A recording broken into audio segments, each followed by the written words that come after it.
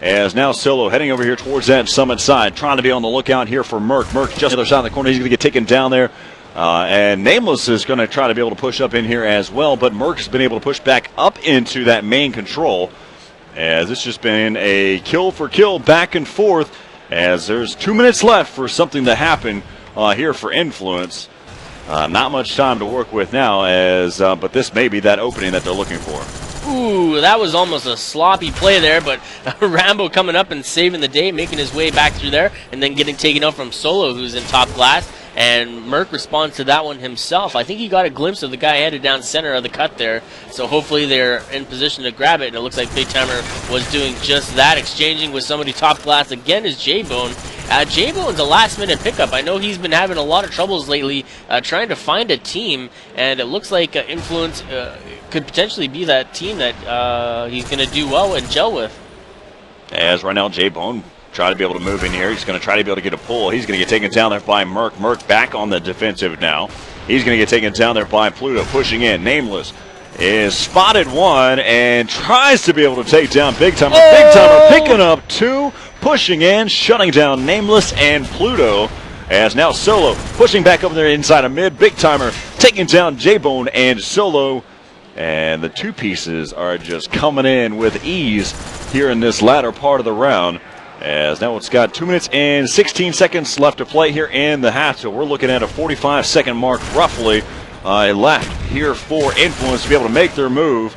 As now we're just going back and forth. It looks as if we've got Optic Gaming playing a little bit more defensive so far. They're still pushing up, trying to get a little bit out of spawn, but they're still playing a little bit more passive here. So I can see on the other screen, that's Merc who's pushing up and just watching over there towards the that garage area. Yeah, I want to chalk this one already up.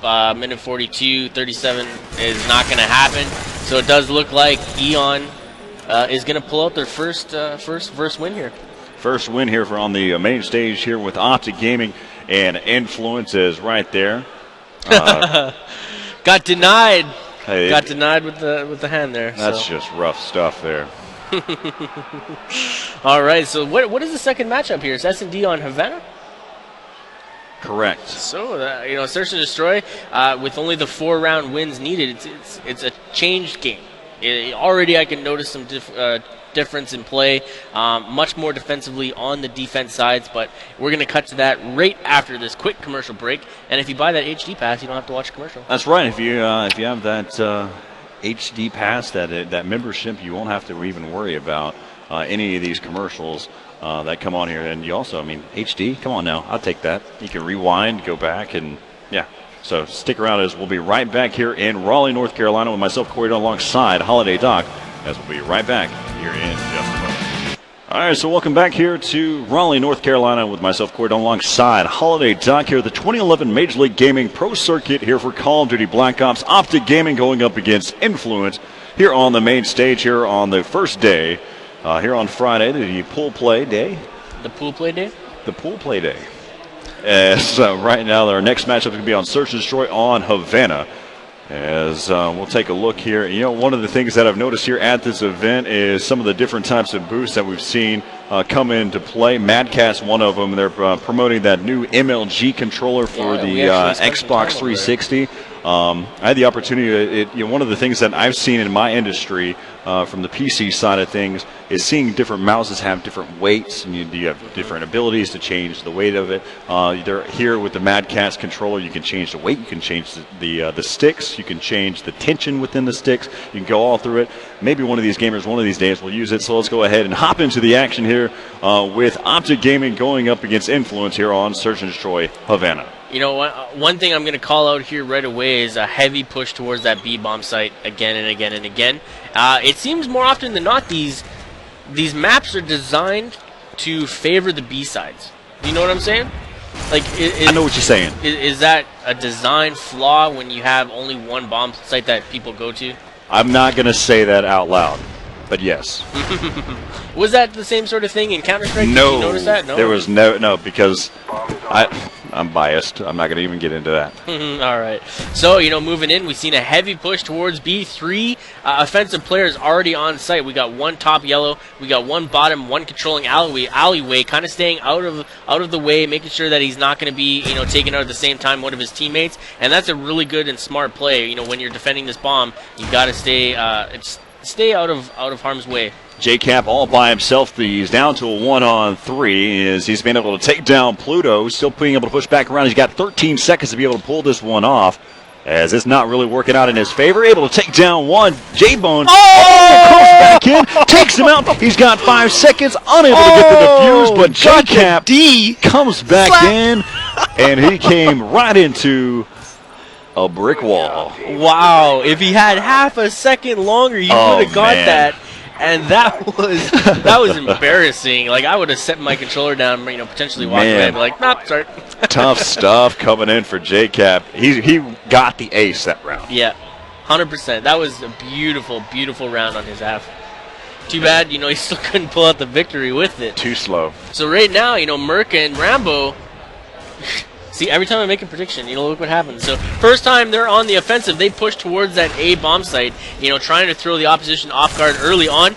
Big Timer grabbing one, Rambo replying, and Solo picking up J-Cap from the top side here, and throwing some markers down range, picking up the 2-piece. Rambo goes down, Big Timer's left alone. It's a 2-on-1, J-Bone and Solo up against Big Timer, and they do have bomb down, so this is going to be very difficult for Big Timer to kind of work around.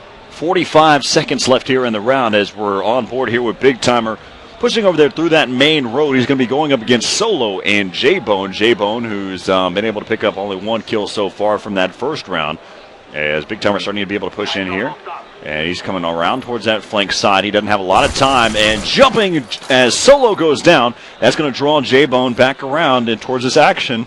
As you've got the bomb has been picked up there. He's got 17 seconds to be able to push in here, get that bomb planted. As right now, one of the things I want to talk about at home, they can use the spectator to be able to see if he's being able to push in here. Use that third-person peek, peeking out, and J-Bone is going to be able to take down Big Timer.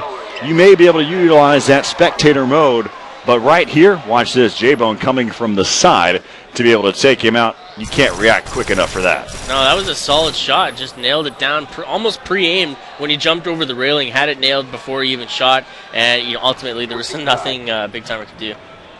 As right there, 2-0 run off the start here for Influence. It looks like they're going to really do a great job in coming right at Optic Gaming. As right now, J-Bone, the bomb carrier here for Influence, making his move over here towards that B bomb site.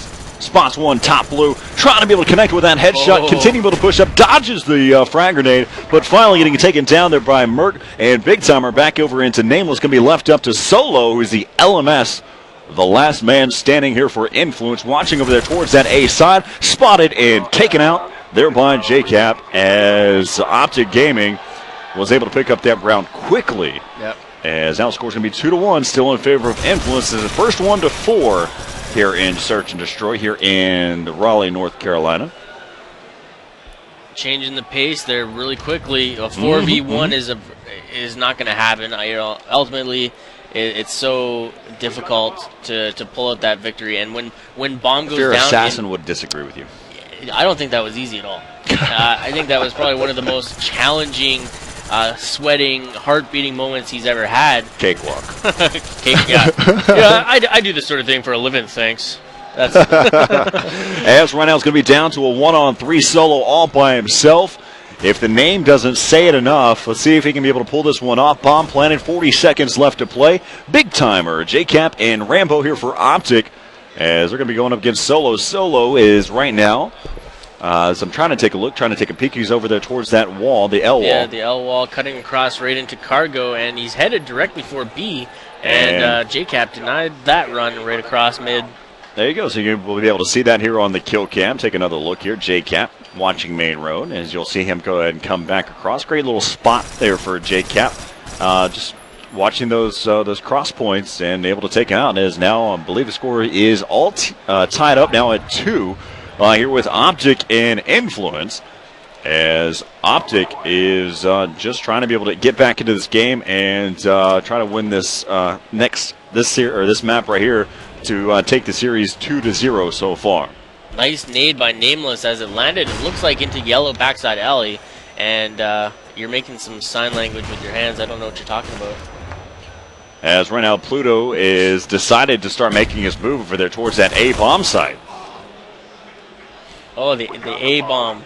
See, to me, that was starting to look like something else for a second. I'm not sure. There's a triangle. Okay. That's not a triangle. As we got 50 seconds to be able to get the bomb planted. Nameless all by himself. He's going to be going up against JCap as well as Rambo and Merc. As Nameless pushes back around, he's over there towards that top red, and just going to go ahead and decide to unleash a full clip. Here's a magazine. I'm going to throw a rock at you. I'm not going to win this fight, and that's going to go as Optic Gaming has been able to pick up their third consecutive round in a row. Can they make it 4 and take this map? Look at JCap's score right now, 8-1. Holding his team up on this landslide right now, coming back from a deficit, 3 straight wins. He's doing very well right now. 4 of those kills, they lost that round. True, but I'm just joshing with you. What? As right now we're here with Optic Gaming here on the offensive side, following on board with Rambo. As looks like they're going to go ahead and head over there towards that B-bomb site. Merc, he's been utilizing that AK-74U. I used to see him use the FAMAS a lot more, but I guess he's really become accustomed to the look and feel.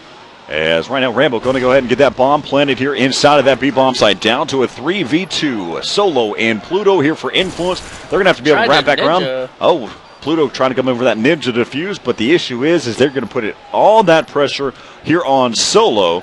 And Solo's gone 3-6 overall. He's going to get taken down.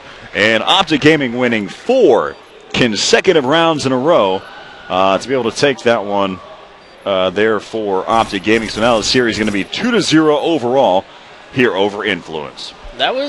That surprised me. Influence came out really strong the first couple rounds. I thought they were able to act. Honestly, halfway through this, I thought Influence was going to pull out the victory on Search and Destroy, but every time I make a prediction, man, this is why I don't do it. They came back and they took it away from them, denying them that opportunity, and we're going to push to a potential 3-0 sweep yet again. All right, so we're going to take a quick break here as we kind of gear back up here for the next matchup on Domination Firing Range. Optic Gaming leading so far 2-0 here over Influence.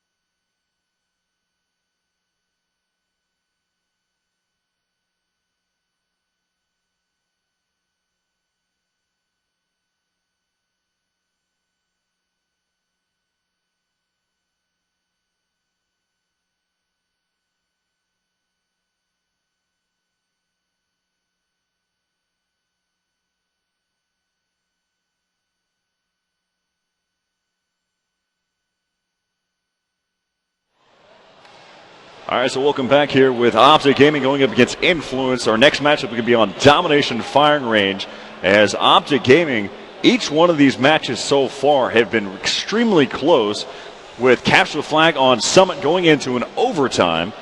But Merc doing a great job playing defensive back in his spawn, and then coming back, they were able to get that flag cap and being able to pick up that overtime there on CTF Summit, then Search and Destroy. You had some great teamwork overall. Everybody was hitting their shots there for Optic Gaming, able to pick up 4 consecutive rounds in a row. That brings us to Domination here on Firing Range. And the way this is playing out, we may even see another sweep.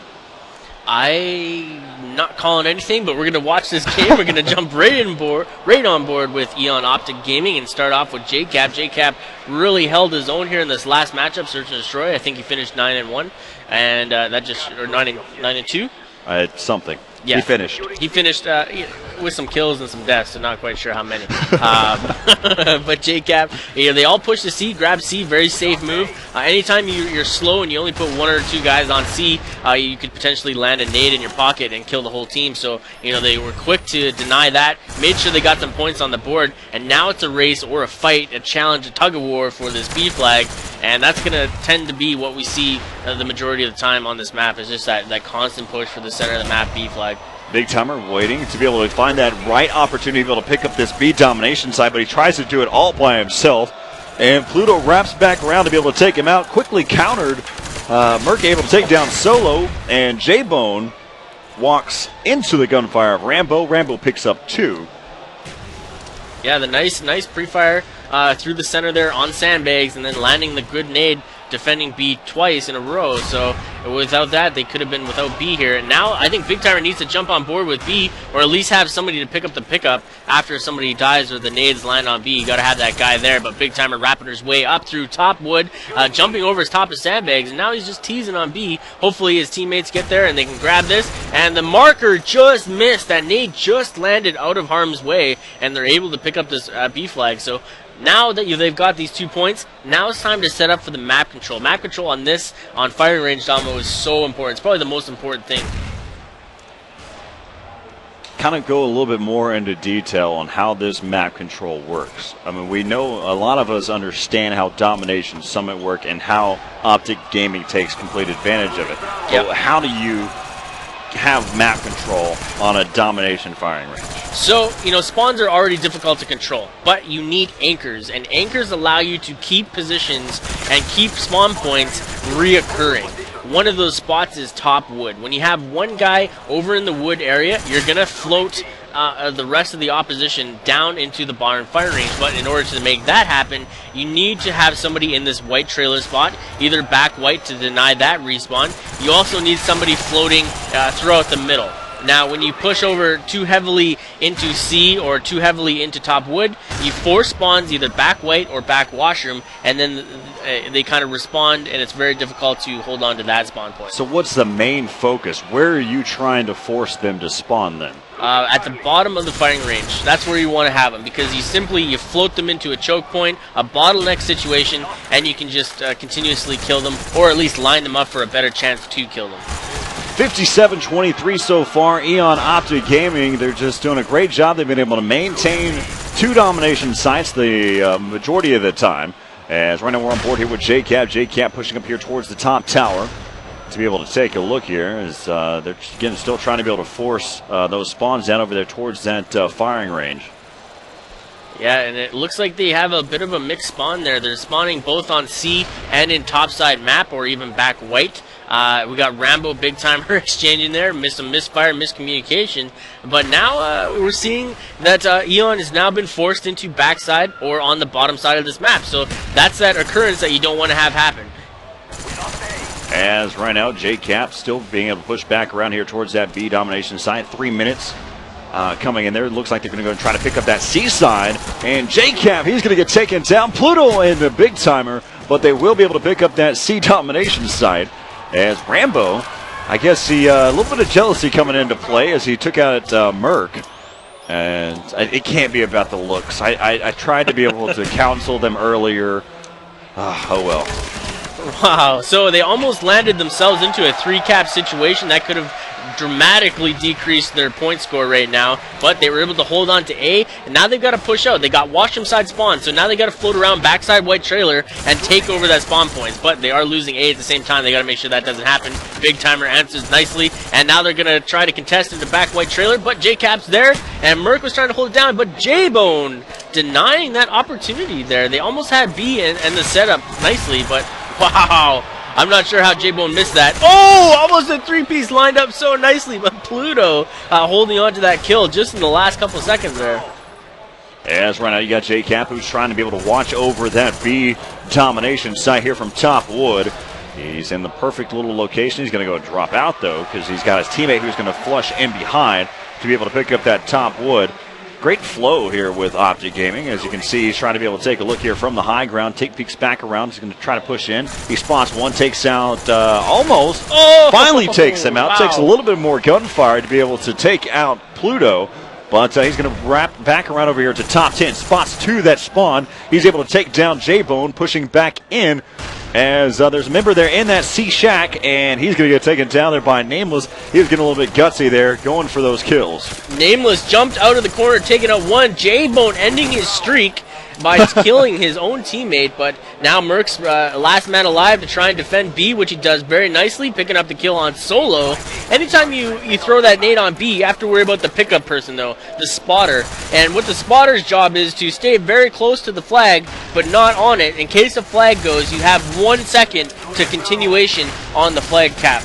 1:20:68, 40 seconds left to play here as Optic Gaming has this lead here over Influence here in the first half. Big Timer spotting Solo is going to be able to take him out, as now still the A and B domination side belong here to Optic Gaming. This was their game plan. This is what they wanted to do. They've got a great setup so far, and Big Timer can't take out J-Bone prone as he pushed in there, as now he's got 18 seconds left to play here. Nameless and J-Bone going to work there, pushing in, still haven't given up just yet, as we'll be able to pick up this B domination side to be able to pick up 1 point at a time.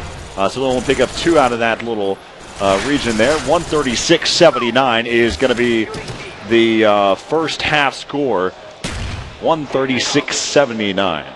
Really good plays so far. A couple instances, J-Bone almost turned the tides there. His other teammates just weren't in a position to back up the certain plays, but ultimately Eon Optic Gaming doing very well. And you were talking about the flow there. It was very, I don't know how to say it, but everything just seemed to kind of flow around. Very the map. synchronized. Very synchronized. The positioning was all in tune and in timing with everybody else. And when it clicked, that first triple cap, that landed for quite some time. That amounted to a lot of points being thrown up on the board. And we're seeing some nice shots, nice kills. And that last time that Big Timer jumped out of top 10, that seemed like an instance where hey, I just shot this guy. Oh, he should be dead, so I'm going to stop firing. And got to make sure those kills land before you stop. Well, you definitely got a good point coming in there. But right now, Optic Gaming, they were able to hold on to that A and B domination site. And with that being able to maintain, they were able to keep a 57-point lead there in the first half. So just go ahead and write that down. I already am, so we can stay consistent here on the second half score. That's the difference that we're looking at here, as we'll go ahead and hop in here to the second half here with Optic Gaming and Influence.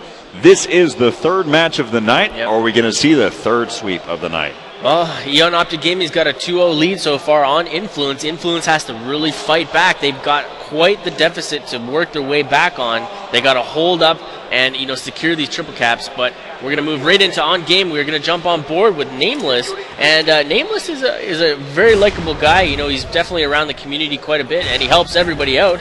And I think that he's really starting to establish a name for himself. Nice shot into J-Cap from top 10 to top wood. As right now Nameless pushing in, as he was able to take out Merc. That was a nice play. He just wasn't able to hold on to it as he got clipped from top side of sandbags on wood there. And now Solo's kind of left to himself up here, top 10, trying to hold on to this position. Remember last event, we seen it was Fizzy Fizzer, who was up here with Scavenger, who would just time and time again reload his grenades and keep the enemy guessing, just throwing nades on point, even though it might not be flashing, it might not be contested.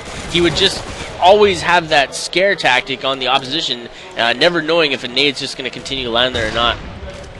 As right now we got Nameless starting to be able to push over here towards that B domination site. He's going to spot one. Big Timer able to take down Nameless. But I believe that Merc was the one that got shut down. As right now they're being able to pick up that C and B domination side. Yep. As they're making the move here over towards this A side, we've seen multiple pop up on the radar. There for Optic Gaming. As right now they're going to go ahead and fall back. Looks like that Solo connects there into Merc. Wraps back around. Big Timer has been able to take him back on that flank side. As right now, Nameless being able to pick up 2. J-Cap and Big Timer both go down. As now it's a 9-point lead here in the second half. Overall, we're looking at 48 here in favor of Optic Gaming. A strategy that I have not seen used more than I think twice overall is if you come into the second half of a game and you have a significant point lead, why not just let B go? You know, like, not worry about it, but defend it. You know what I'm saying? Like, just surround it and force the opposition to continue to go for it and just sit and wait for it. Maybe use that scavenger. Maybe have that guy who's continuously cooking the nades for B and, you know, just sit back and, you know, let the other team get frustrated. I mean, there's different schools of thought that you can look at. And some of these teams are so meticulous in the idea that they want to be able to do the same consistent thing through and out. They try to keep the same strategy. As right now there's a 20-point lead here in the second half here in favor of Influence. Overall 37-point lead here for Optic Gaming, as Nameless is still holding on to this top 10. As he's been spotted, he's going to have to be able to back away here as he's trying to be able to make his move. Again, they're just narrowing that lead slowly but surely here for Optic Gaming. So they're going to grab a triple cap here as two guys were on A to make sure that it went down quick enough. Now, Nameless is in a great spot here. You know, when you're in this position, look how well he can float around the map. Unfortunately, JCap responding very well to that situation, anticipating that he was going to poke out, try to watch for the spawns, and just nailed the kill. Solo now is on B here. Oh, nice slice and dice. Big timer responding as well. And 1 for 1, time and time again here. As right now, 32 points here in the second half. You got Nameless, who we're on board with. Finally, Optic Gaming able to pick up that C domination site, wrapping back over here towards top 10. He's going to go ahead and spam, able to take down JCap. As now Merc back over there into Nameless, as they need to start to find a way to be able to pick up at least 2 domination sites here for Optic Gaming, because that lead is just being chopped away. Yep. Here by Influence. You know what we haven't done yet is an Astro listen in. It'd be interesting to maybe try that out sometime. But Nameless, wow, 3-piece nade slapping them out of there, making sure that they're not going to get some points here. And wow, a 6-point lead here so far here for Optic Gaming, as they have yet to be able to find exactly what they need. Nameless sitting at 16-6, Solo at 12-6. Those two have been done a great job so far. As the lead is almost down to 1, and there it is now we're almost tied up here with this matchup, and now we're all evened out here with 1:45 left to play. Timer has been reset. The clocks are back to 0, and now it's just a fight to see who can break out of here. And this is that spawn points that they didn't want to have happen. Somebody spawned backside washrooms here, or backside red, and they denied that very quickly. So, you know, they reacted great, but they got to continue to push and make sure that they hold on to these points if they want to win and stop this sweep. As right now, things seem to be a little bit more lackluster so far. As right there, JCap was able to take down Solo. As now they're going to go ahead and try to be able to push in here, as they went for that B domination site and got shut down. Yeah, they're just pushing up. They're not really securing the areas. Like, when you're trying to get B, you either need somebody topside tin or topside wood, and you have to control white trailer as well. You know, without those points being controlled, they need to draw in those grenades. As right now, this game looks like it's going to be going to Influence. Yeah. Pushing in, he got Big Timer able to take down J-Bone. As right now, Solo watching from top wood, taking down 1, as this round is going to go here to Influence. We're going to go and call it early. Yep. So Solo doing very well for himself as well. 17-8, 2 catches, 3 defends. Nameless 19-20-9 and 2-3 as far as catch and defense go. And then J-Bone and Pluto kind of at the bottom, but still doing their part with equal defense and captures as well. So a really good showing on all parts of this team. Influence denying the fast sweep and pushing this game or into another game as well. That's going to bring us to capture the flag on Hanoi. So far, I mentioned my prediction was 3-1 in favor of Optic. Just remember that. Take notes. I will. Thank you. I got my post-it note stack over there. Maybe we can get Nexy to write it down, but he might be busy. I highly doubt that. As right now, the score throughout the series is Optic 2, Influence 1. And that will push us to our 4th game time. Capture the flag on Hanoi, as we'll be right back here in just a moment here from Raleigh, North Carolina. All right, so welcome back to the 2011 Major League Gaming Pro Circuit here for Call of Duty Black Ops. Here with the matchup between Optic Gaming going up against Influence. Eon Optic Gaming is leading this series 2-1 so far. But make sure you check out the NOS Reward Series. So you got get the goods, get the points, purchase specially marked cans of NOS Energy Drink to get custom limited edition NOS MLG merchandise. Get that NOS swag. Get that NOS swag at drinknos.com. Well, you know, we got to plug those sponsors, make sure the bills are paid, and to make sure our bosses don't get mad at us, take us out back, and beat us with a stick. So we're going to jump on board. That really wouldn't happen. And are we going back to Search and Destroy on Hanoi, or are we going to do something different here, maybe do some CTF? It's CTF. CTF. Always what I like to hear, you know, back into the matchup. You know, first round, they barely pulled out the victory, you know, forcing into overtime.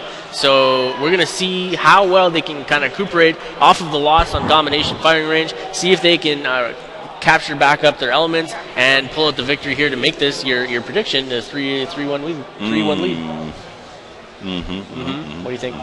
I think it's going to happen. Did you got money on this game or something? Is that what you predicted? I'm sweating bullets right now. Uh-oh. You didn't sign your paycheck, did you? It wouldn't be enough anyway. Okay. That big? You going big, go broke or go home? I'm going broke regardless of whether I win or not. So, as right now we take a look here, we're on board here with Rambo, who's already been able to get that first flagpole, making his move over there through that guillotine side. As looks like this is going to be a... Oh! He's been able to get that flag cap. Nice little dolphin dive. I think I taught him that one. Yeah, you were giving lessons, I heard. No, it didn't happen. That was all rumors. Just trying to build a name for yourself. Maybe you're getting too popular. You know, Twitter's blowing up for you. You're giving lessons to pro teams. Like, what's next? I'm selling merchandise. You're selling merchandise and remember, and if Merc is down, lose the round. You got to remember that one. Oh, very, very good. And Merc goes down. Oh, no. Please don't be the case. J-Cab now looking through window, trying to nail out that kill. He grabs a stun, so he knows exactly where he is. But Solo defending his position, coming up big and denying that very moment right now. As right now, 3 minutes and 36 seconds left to play here. As I was just kidding. I really don't want to put my paycheck on the line. I wasn't paying attention. I told what you said. Oh, no. All right, so this is, for those of you that can't see, this is what's on the line. I'm not even going to show anybody what's on the line. As right now, you've got J-Cap pushing it. He's going to go ahead and try to be able to hold his own here inside of the light room. And so far, again, Optic, Rambo, he has been able to get that first flagpole and get that first flag capture so far. Pluto getting in a pull. He's going to get taken down there by Merc. As Merc is just kind of holding back over here towards that spotlight side over towards the guillotines. Yeah, we got some really solid play going down. That initial flag cap was flawless. You know, they got contested very at the last second, but ultimately that was a clean ride all the way home. And really, whoop, 4 down, time to grab flag. Wow, eat my words every time, I swear. That's a beautiful thing. I enjoy it. You know, I don't know if we can be friends much longer. I didn't think we were. Most is for... Every bit of this is for show. Yes. I'm paid to be here.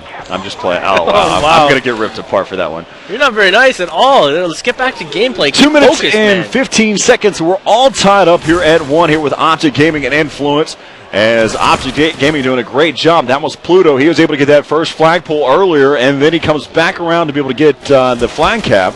As right now we're on board here with Big Timer. Big Timer, again, he's going to take it out there by Nameless back over there towards the spotlight side. J-Cat still trying to be able to push up. He's going to get taken down by Nameless as well. He's made his own domain over there towards that spotlight side. He's going to go ahead and try to hold that one down on lock and try to open the doors there for Pluto. And Nameless, again, this is his region. This is his domain as he continues to be able to push up. As now Solo, he's got the flagpole making his blue move, but J-Cap is able to take him down, and Nameless again, and finally J-Cap from the grave to be able to take him out there with that frag grenade. Yeah, it doesn't look like it's going to help as that flag's going to take off and grow some legs, and those legs are Pluto as he heads back the way, and I think the respawns are really going to help this flag run, so countering it's going to be very difficult. Merc's now into top film here, but I think this flag's gone. As right now you can see him trying to be able to make his move. He's on the chase. Oh, he's able to get him. Comes in, slides in, able to get the return. Great job by Merc. Merc just pushes in. He's able to stun him over the top and be able to come in, get the kill, and get the flag, return, and get the pull and the return and the thing as Rainbow got the flag now. What just happened? You want to? What? That's the best explanation I've ever had. Something with a flag and a return, and then another flag, and then something about a slide. That's what I was saying. Okay, well, you got to be clear. I didn't know if there was a slide or the flag first, but ultimately it went down. And look at this. They overextended themselves. They tried to deny the initial flag run, but Optic responded. Nice. Oh, he got caught at the back of spawn. That is no man's or nobody's there. They're trying. They're racing for it, and not able to hold it down. That was close. Wow. Close gameplay. Beautiful, beautiful plays, and exciting. Overall, you got to give it up to Merc and what he was able to do there. Really, to be honest, what happened was Merc, he was able to toss over the stun over the building. He stunned the flag carrier. He was able to push in. He spotted him. He took him out and then dove right in. A nice little sliding move to be able to get the flag return and then comes back in. It could have been 2-1. It's all tied up at 1. As right now, we'll see how this one pans out as we hop on board here with J-Cap here from Optic Gaming. Yeah, headed up into top theater, pretty standard form as, you got to control this top side, and it looks like he's got somebody snuck in there. He didn't catch him, but now he's going to try and go for the kill, and he's not able to hold it. Solo denies that, kind of a slap in the face, and then back-to-back, full hands, across the mouth. Merc got it as well. As right now we're going to go and switch over here for Solo. Big Timer who has the flag here for Optic Gaming. You can see Solo utilizing that flag indicator and trying to find out where Big Timer is. Nameless is going to get stunned and taken down there by Merc as J-Bone goes down. As right now they're getting picked off here by Optic Gaming as Rambo making his move, wrapping back around as Solo gets spotted there by Merc, still pushing back in. As there goes Optic Gaming, another clean flag capture there for Optic Gaming. It seems like when their setups are set up first, and they're not just going off of that initial or that reaction flag grab, they seem to be able to hold it down. I think they need to slow it down a little bit more and just work on getting the setup each and every time, as it seems to work out every time they go for it. Well, Optic Gaming is definitely the beneficiary is the fact that they're very methodical and making their moves, and that's what they're all about. As we take a look here, we're on board here with Pluto. Rambo, again, he's got the flagpole. All 4 members are alive here for Optic Gaming. They're starting to be able to push up, and let's see if Pluto can kind of put a kink in the idea. As no, he's back over in his back over here in the Optic spawn. He's going to get dropped there by J-Cap. J-Cap again, just another clean move. Good little sweep across as they were able to get their second flag capture here for the second half. 3-1 overall here for capture the flag here on Hanoi. Great setups, and they're just executing them flawlessly at this point. Had a little bit of trouble the first round, had to tie it up, let Influence kind of grab a flag offhanded there, but 3 go down again, and it's 1 left. Nameless, last man standing, is trying to get this flag or deny the attempt, but Merc countering so nicely, picking up these kills. As Rambo is going to go ahead and try to be able to slide in again. Now the score is going to be 4-1 overall in favor of Eon Optic. As here comes Solo. Solo spots one, switches over to the pistol. He's going to go ahead and peek back out and get taken out there by Merc. As now J-Cap has a flagpole. He's making his move. As let's go ahead and see if he can be able to get a flag capture as well. And 4. The train has left, and the little steam is going like choo-choo. It's over. There's no way they're going to get these flag caps here. They're just getting stomped on. I think you just jinxed Optic Gaming, though. Nope, I'm holding this one. This one, I swear to you, if I lose clown suits going on. I'll wear a clown suit. As right now, Eon Optic Gaming Merc gets his go around. That right there is a perfect sign of what's been going on. Solo stunning himself. Let's bring the scoreboard up here for everybody to see. That's one complaint we got last round, that people weren't able to see the scoreboard as much. But I know we'll bring it up here and let you just kind of take a look. And there you go. The story tells itself. Big Timer 12-13, JCap 17-13, Merc with 23-13, and Rambo 17-11, and 4 flag caps. Amazing gameplay. Overall, team effort, and it's what's expected. Yep. When the push, what's that saying? Push comes to shove. When the push comes to shove, obviously Eon Optic Gaming knows how to push harder. So they came out with the victory. I was a little worried that Influence out there, man. I knew, Influence was almost at the heels, almost able to turn the turning points and make something happen here, maybe push it to another couple games, but unfortunately not able to hold it down. They, provided us with some really close matchups, and I think that they're going to have some success in this tournament, just not very successful against, a defending champion as well, so. All right, so this one looks like it's going to go to Eon Optic Gaming here over Influence. The predictions across the board for most people, like myself, was saying that they was going to go 3-1, and that's going to be the case here. Here for Eon Optic Gaming, taking this one here on Capture Flag. Hanoi taking it at 6-1 overall, as that's going to push us into another matchup to come here in just a little bit. Let's go ahead and take a quick break as we right back here with more Call of Duty Black Ops.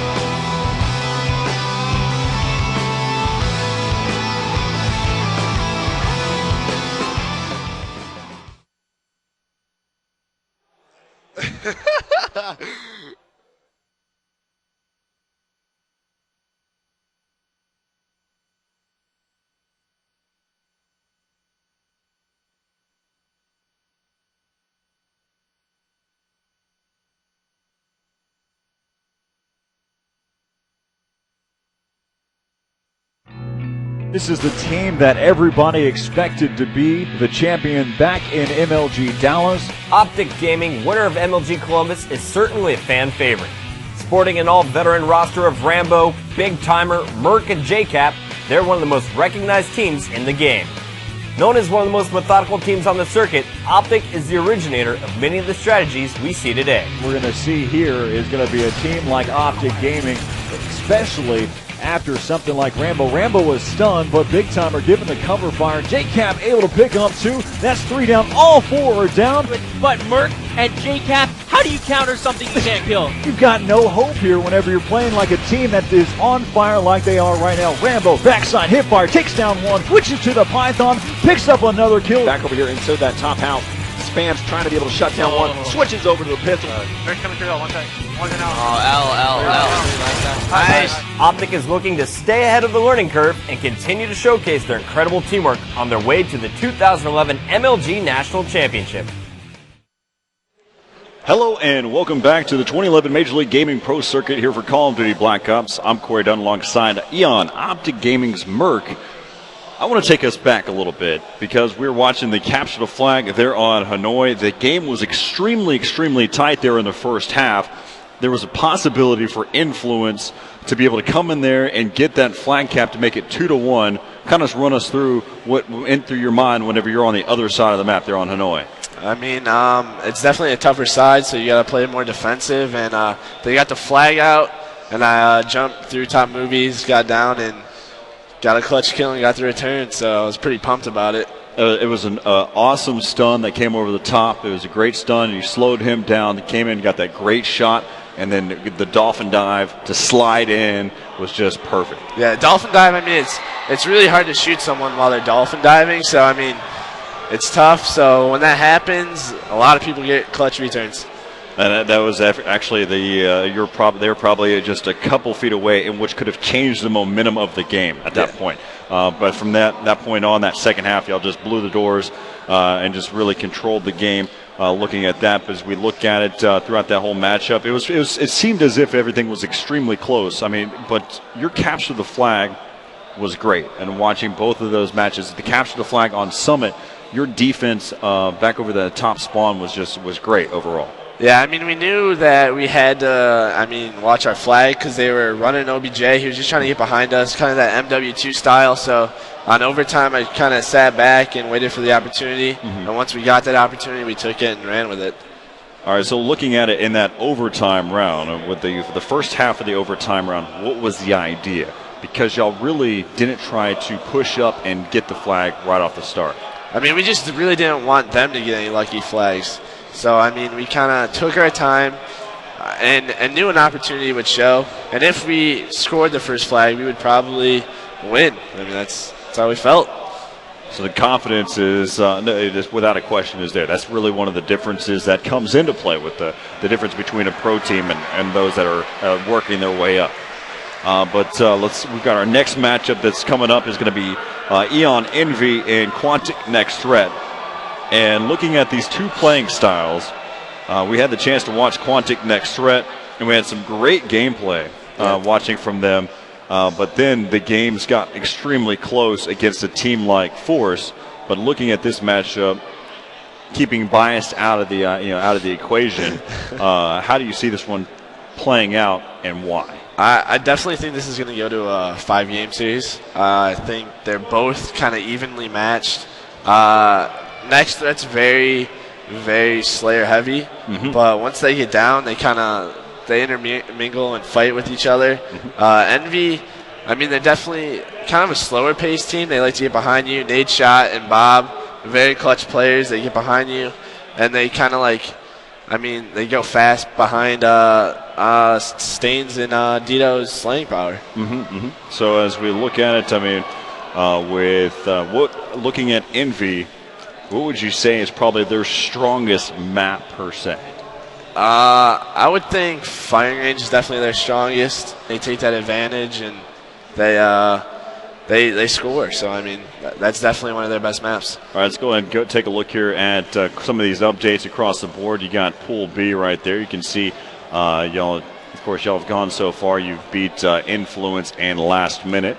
Your next matchup will be against Icons Blue. We'll talk a little bit more about that here in a little bit. They're both these teams, Eon Optic Gaming 2-0 and Icons Blue is 2-0. Looking at that match, we'll kind of talk about that later on, though. One thing that I want to kind of talk about that is kind of curious to me, and I know that JCap knows because I've mentioned it before, and he got blown up on Twitter. Is about his switching between his twitch. His twitch. Him and Big Timer have it. I mean, they play claw, so Right. it's very easy for them to just hit it.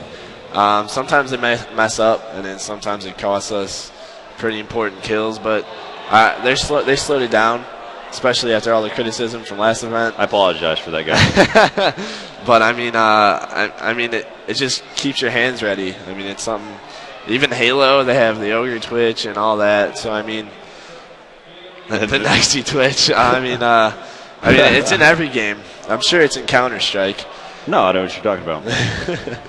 Definitely, and I understood the idea behind it and why you do it, but it's one of those things that I've seen it affect players more so than not whenever they're in crucial situations. Now, JCap, though, he had some great slaying power there on Havana. He got the ace, but he was unable to get the defuse. But it's just the way he was playing through and throughout it was just great overall. But we look at this matchup to come because I really like to focus on what's at hand and what we're looking at. Envy and Next Threat. You think it's going to go into a best of 5? I do. But did you clarify which team do you think it's going to take it? I think it's going to come down to the S&Ds. And I think Envy's a really strong S&D team with Stain and Nate Shot, who are some of the best S&D players. So I'm going to go 3-2 Envy. You're going to go 3-2 Envy. Yeah. I'm going to go with 3-1 Envy. 3-1? I'm going to go 3-1. So far, throughout this entire day, I've done pretty well. I've actually been right about each one of them. Just saying. I'll tell you what, CTF Summit, first map, that's best map. That's going to be their best map. I think so. Vengeance and Saints know the spawns very well. And once they put you in that trap, Sensor's just going to get behind you and pull. All right, so let's go ahead and take a quick break as we'll be right back here with Envy. Eon Envy going up against Quantic Next Threat. We'll be kicking it off on Capture the Flag on Summit. So stick around right here on Raleigh, North Carolina, here for the Call of Duty Black Ops stream. Hello and welcome back to the 2011 Major League Gaming Pro Circuit here for Call of Duty Black Ops here in Raleigh, North Carolina. We've got our next matchup coming up with Eon Envy going up against Quantic Next Threat. I'm joined here in the booth with Optic Gaming's Merc. Whenever we've watched you play so far, you've been able to hold down the spawns pretty well. Like back you playing some great defense back on some of the matches that we watched there previously before this series. But looking at this one to come, you say that it's going to be 3-2 in favor of Envy. I think it's going to be 3-1 coming into this matchup. But the main focus, what you mentioned, is on Capture the Flag Summit, and kind of clarify a little bit more of why that's the reason. I think Next Threat with their slaying power with Venge and Saints, I think they really hold down the spawns. They control power positions really well, like top balk. And they don't let you get out of your base, and that's important.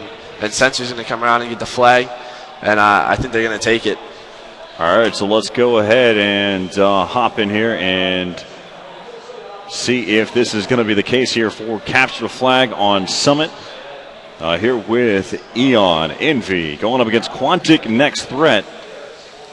As again for Eon Envy, we have Stainville, as well as Dito, Nade Shot, and I'm blanking out for just a moment. Bob. And you have Astro there coaching in behind, and over for Quantic Next Threat. We've got Sensor, Saints, Virus, and Vengeance. And their coach Mystic. Exactly.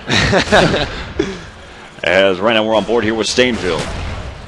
Yeah, he did a really interesting start. He ran Marathon so he could get top ball control. So he's going to slow it down here and just stay control, like I said. Picks up a nice two-piece. Nice job so far. Comes in, be able to pick up 3 there with that AK-74U. Now continue to be able to push up. Like you mentioned, he's going in with the Marathon, pushing in. He's going to spot another one. That's his 4th kill so far. They're taking it down Virus. He's making his move. He's got some cover fire there. He's been spotted And he's going to get taken down there by Saints as back and forth exchange of kills there inside of mid. I really think Stainville should have ran it probably hill. Was when you run it middle, I mean, it kind of splits the spawns up and it gets you sandwiched. So I definitely think should have ran a hill that route. He did a great job being able to pick up those kills, and like you said, he was able to get control over that top balcony, and he really did a great job of maneuvering and getting that flagpole. It's just a matter of how you finish. Yep. There at the end. As right now we're on board here with Bob. Bob spots one, able to take down Center. Going to go ahead and come in here for the flagpole. And he's going through that A domination site. Looks like he's going to go back over towards Summit side. As looks like he's got an opening. The only thing he has to worry about is the flank. As right now there is one member chasing him down. He's just out of reach. And here comes some opposition there over there towards the Summit side. Nate Shot gets taken down there by Sensor, but the delay is enough for him to be able to get that flag cap. So now scores 1-0 right off the start here for Envy. Like I said, Bob and Nate Shot are very sneaky players when it comes to CTF. They get behind you, and once you get a few down, they're going to pull it, and that time it is successful. As you can see, Bob was back over there towards that satellite room back in the back where A domination spawn is. As right now Bob pushing over here towards that top balk. Envy's going to slow it down here, probably get control of top balk. Saints picks up a really big two-piece. Let's see where he goes. As right now, Bob, he spots one. Now he's going to look out for somebody to be able to rotate back around. He's got his teammates who are being able to push back around. He's got some cover fire on the backside. He leaves an opening, and Vengeance steps on through. As there goes Bob, but Nate Shot coming back in there and taking down Vengeance. Saints back into Dito. Here's what you don't want. TT gets you in the spawn trap. As right now Stainville wrapping back around. He's going to try to be able to get out of here as he just pushes back in. Great jumping shot, taking down Virus with that AK-74U. Still pushing in as right now they're doing a great job just holding back. They've been able to get that one flag capture so far with now 2 minutes left to play here in the first half. And TT's really going to pick up the pace and try to get the spawn trap down. Envy's doing a really good job coming back to their base and protecting the flag, which is really important. And what you don't see from a lot of teams, they overextend. And kind of like Influence did for us, they tried to overextend and we capped 5 flags. He started that train, and as right now Bob pushing up, he's going to get taken down there from the side there by Sensor. As Stainville starting to be able to push up their Sensor back into Dito. That's 2 so far. As right now it looks like they're going to be able to get that flagpole as he's heading over there. He's back over. He's just holding back in there. Yeah, he's staying alive because Envy has control in middle. Venge is picking up a big kill. He's getting taken out. As right now Stainville watching over here towards the catwalk over by Rails. As again Nate Shot, he's got the flag and just trailing Stainville as he went down towards those stairs. And Stainville almost able to take down Sensor, as that Sensor who's up on that top balcony. As now it looks like, again, it's just a good little counter pull coming in here from Nate Shot, just kind of slowing things down. He's back in the back. Yeah, like I said, Nate Shot got behind him and got the flag out. So, let's see what happens here. You got Bob, who's back there accompanying Nate Shot, back over here in this spawn. Now, this is really dangerous because they can throw nades over. And once you push up in their base, you spawn bottom middle. So, it's a really easy return. As right now, so you're saying it's a higher risk, kind of a low reward type thing here. Yeah, definitely. But Envy's all staying back because they know they have that 1-0 lead, so they should be fine for these last 20 seconds. As right now, again, Sensor, who's been able to get all the way back over there in their own spawn. And so now they're just kind of holding things out. And looks like they're going to go both play very passive. I haven't seen any real push up. There's Vengeance trying to give a last effort. As this round is this first half is going to end in favor of Envy, being able to take that first half 1-0 there over next rep. As we look at it, kind of break it down for me a little bit about what happened there in that first half. TT didn't really get control of their base, and they let Bob slip behind them, which you can't do because that's always the type of player he's been, especially with LVG. And sometimes he doesn't put up the slaying success, but he's very clutch and gets behind you. So he did exactly that and scored the flag. You brought up a really good point. A lot of these teams earlier in the pro circuit, we watched a lot of teams, a lot of roster changes, and how much of a impact does it make whenever you play with a team So say, for instance, you have Envy playing against Leverage. They now know how Bob plays. Right. They understand his dotting of the I's and how he crosses his T's. I mean, it kind of hurts because maybe Bob doesn't switch it up and they just kind of wait for him, which keeps getting him killed, and then they push their base and Bob tries to get behind them, but they slow down and they kill him. And then, I mean, when you play with people and then they switch teams, it kind of gives you an advantage because you know their play style. So, I mean, it kind of sucks. As right now they see a flagpole coming in here for both teams. They've got a counter pull there from Bob as Saints is starting to be able to push over here towards the catwalk. He's got some cover fire. He's got stunned out, but it's not enough cover fire as Stainville drops in and was able to, I believe, return the flag there, as now Bob is starting to be able to make his move. He's going to go ahead and get another flag capture here coming in for Eon Envy, as now the score is going to be 2-0 here over Quantic Next Threat. Virus over there in that middle garage, and he's going to get taken down there by Nate Shot, continuing to try to be able to push up here, as now we're back over here on board here with Vengeance. Vengeance pushing in, taking down Dito. Wrapping back over there towards the catwalk. Cincer's going to be able to get a flag pull here, and they're going to have to start making moves and start getting really gutsy now. Yeah, Vengeance definitely needs to pick it up when it's slaying. He's supposed to be one of their main slayers, and he's not doing too hot now. And that's what TT kind of evolves around, is their slaying, and Envy shutting them down. Yes, right now we're on board here with Bob. Bob, with that AK-74U, able to take down Virus and pushes in, trying to be able to get a nice little kill there inside of that spawn area. As now we're back over here with Stainville. Stainville spots one. He's going to go and drop. Able to take down Cincer and Virus. Stainville so far, he's 18-12. Dito 22-17. And then Bob and Nate Shot both sitting around 10-8. Like I said, Bob and Stainville and Dito are going to play really slow and pick up the slaying, while Bob and Nate kind of do their thing and get flag pulls. And as you can see, they both have flag captures, and now it's a 3-0 lead. As right now we're on board here with Nate Shot. Nate Shot holding back over in his own spawn, trying to check and make sure that this region is clear. And Nate Shot's going to start playing really slow. I teamed with him for the first event, and when he gets a lead, he doesn't like to lose it, so he's going to play a little defense. And if you're playing defense, how can that impact you coming into it? I mean, it definitely is good. I mean, it slows the other team down, but the only problem is once they kill you, they're in your base and they can get a pull. Instead, if they were kind of playing mid-map, TT would have to kill them maybe twice, maybe 3 times. So, I mean, defense, it's a little risky. See, like I said, he's back here right now. Picks but, Probably the best call I've heard yet. But, defense, I mean, it's risky. I mean, if he dies here, then TT can probably get a flag pull. As right now, again, we're on board here with Nate Shot, who's watching over there inside of mid. Saint's going to get taken down. Now he's got his teammates to be able to wrap back around. Stainville going to get taken down there by Vengeance. As you can get, and Nate Shot just watching him there towards that A domination side, as he's got great control over that and is able to take down Cincer. Taking another look, peeks back out. This game of whack-a-mole goes to Virus this time. This is like I said, now that they lost the position in their base, they can get a pull. And Stainville trying to come back in and counter quickly as he's going to get taken down, but they've got to be 2 flag caps in 25 seconds. Yeah, that's not going to happen. No. And so this one is going to go to Envy. Actually, it's 3-0 right now that I do my proper math. And so this was over a long time ago. Yep. But let's go ahead and kind of break down what's happened so far there in that first game type here with Capsule Flag on Summit. You said that Quantic Next Threat is going to have a little bit more control here in this game type. What went wrong?